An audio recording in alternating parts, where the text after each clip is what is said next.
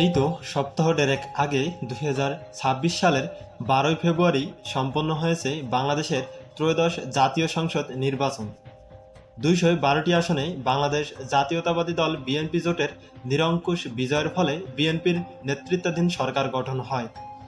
ছাত্র জনতার আন্দোলনের তোপের মুখে পড়ে ২০২৪ সালের ৫ই আগস্ট শেখ হাসিনা সরকারের পতন ঘটলে ৮ই আগস্ট অন্তর্বর্তীকালীন সরকার দায়িত্ব নিলে তাদের প্রধান তিনটি কাজের মধ্যে সংস্কার, বিচার সহ নির্বাচন ছিল অন্যতম। বাংলাদেশের মানুষ দীর্ঘ ১৭ বছর তাদের ভোট প্রদানের অধিকার থেকে বঞ্চিত ছিল। সাবেক প্রধানমন্ত্রী শেখ হাসিনার শাসনামলে দিনের ভোট রাতে দেওয়ার পাশাপাশি মৃত মানুষও ভোটে অংশগ্রহণ এবং ভোট কাস্টিংয়ের হার শতভাগে ছাড়িয়ে যাওয়ার অভিযোগ ওঠে। সংগঠিত এবারের এই নির্বাচনে বিভিন্ন শ্রেণীর পেশার মানুষের প্রতিক্রিয়া ও প্রত্যাশা জানার চেষ্টা করেছি এই প্রতিবেদনে। আমরা দেখেছি গত ত্রয়োদশ জাতীয় সংসদ নির্বাচন এক সুষ্ঠু, অবাধ এবং অংশগ্রহণমূলক নির্বাচন হয়েছে। সেটি পুরো দেশ, পুরো জাতি এবং সর্বদলীয় গণতন্ত্রীয় যেসব সংগঠন আছে, রাজনৈতিক সংগঠন, সবাই অংশগ্রহণ করেছে এবং প্রতিটি জায়গায় দেখেছি কোনো প্রকার হানাহানি ছাড়া নির্বাচনটি সম্পন্ন হয়েছে। এবং আমরা দেখেছি যে মন্ত্রী পরিষদ, তারপর যে বিভিন্ন সংসদ, এটাও খুব সুন্দরভাবে গঠন হয়েছে এবং গঠন হওয়ার পরবর্তী সময়ে এখন পর্যন্ত দেখছি আমরা দেশটা বেশ সুশৃঙ্খলভাবে এবং শান্তিপূর্ণ পরিবেশ বজায় রেখেছে। তো আশা করছি যে এই নির্বাচনটি সুষ্ঠু হয়েছে।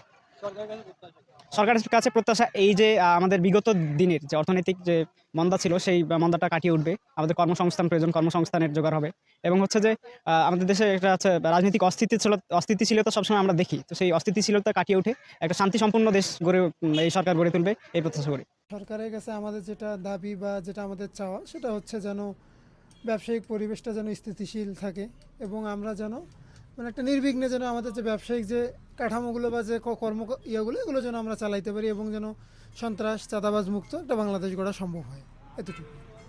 তো কোনো কিছু নাই, তবুও বলা থাকে। বলতেছি কি যে সবকিছু জানি মানে নিয়মের মধ্যে হয় এবং মানুষ জানি বলতে পারে না যে এই সরকার দোষী অমুক, এরকম জানি সিচুয়েশন না হয়। সবাই আর কি, সবাই শান্ত সৃষ্টভাবে জানি, সবাই জানি প্রতিটা বিষয়ে জানি মানে আমরা করতে পারি, উপলব্ধি করতে পারি। যদিও বিভিন্ন মাধ্যমে ইলেকশন ইঞ্জিনিয়ারিং ও ভোট কারচুপির অভিযোগ ওঠে, তবে নির্বাচন পর্যবেক্ষক ও সাংবাদিকরা জানায় এবারের নির্বাচন অবাধ ও সুষ্ঠু হয়েছে। আমি সর্বমোট ২১০টি কেন্দ্র অবজার্ভ করেছি। এর মধ্যে ২-১টি কেন্দ্র ব্যতি রেখে সেখানে কিছু বিচ্ছিন্ন ঘটনা ঘটেছে। বাকিগুলোতে ভোট গ্রহণের পরিবেশ, তারপর ভোটারদের সাথে যারা দায়িত্বরত প্রিজাইডিং অফিসার, পোলিং অফিসার ছিল, একই সাথে আইন শৃঙ্খলা রক্ষাকারী বাহিনী ছিল, তাদের সৌহার্দ্যপূর্ণ সম্পর্কের ভিত্তিতে একটা সুষ্ঠু এবং নিরপেক্ষ নির্বাচন আমরা লক্ষ্য করেছি। এবং আমি যে জায়গা কেন্দ্রগুলোতে আমার যে অবজারভারগুলো রেখেছি, তারা মোটামুটি সব জায়গা থেকে তাদের যে ইনপুট এবং আমাদেরকে যে রেজাল্টটা দিয়েছে সেটা পজিটিভ। এক কথায় আমরা বলতেই পারি যে আমাদের ২০০১ সালের পরবর্তী সময়ে এই নির্বাচন অনেক সুষ্ঠু এবং নির্বাচনটি গ্রহণযোগ্য হয়েছে। অন্তর্বর্তী সরকারের আমলে যে নির্বাচনটা হলো ১২ই ফেব্রুয়ারি, সেই নির্বাচনে আমি একজন সাংবাদিক এবং পর্যবেক্ষক হিসেবে দায়িত্বরত ছিলাম। তো আমি মিঠাপুকুর এবং পীরগঞ্জের কিছু আসনের কিছু আর কি কেন্দ্রে পর্যবেক্ষক হিসেবে গিয়েছিলাম। সেখানে দেখেছিলাম, আমি যেটি দেখছিলাম সেটি হচ্ছে যে সেখানে ভোটার উপস্থিতি তুলনামূলক অনেক বেশি ছিল। বিশেষ করে নারী ভোটারদের উপস্থিতিটা লক্ষণীয় ছিল। সেখানে আমরা দেখছিলাম যে সকাল ১০টার ভেতরে প্রায় ২৫% ভোট কাস্ট হয়ে গেছিল কিছু কিছু কেন্দ্রে, এবং এমনও কিছু কেন্দ্র ছিল যেখানে আমরা দেখেছিলাম যে ৫০%-এর বেশি আছে, ১২টার ভেতরে ভোট কাস্ট হয়ে গেছিল। আর অসঙ্গতির বিষয়টা যদি বলি, অসঙ্গতি তেমন একটা চোখে পড়েনি। ছোটখাটো যেমন কিছু কেন্দ্রে একই প্রার্থীর পুলিং এজেন্ট ছিল ৪টার মতো, কোনোটায় আরেকটাতে ছিল ২টা। তবে সেটা যিনি প্রিজাইডিং অফিসার ছিল তার সাথে বলার পরে তিনি সেটা আর কি ঠিক করেন।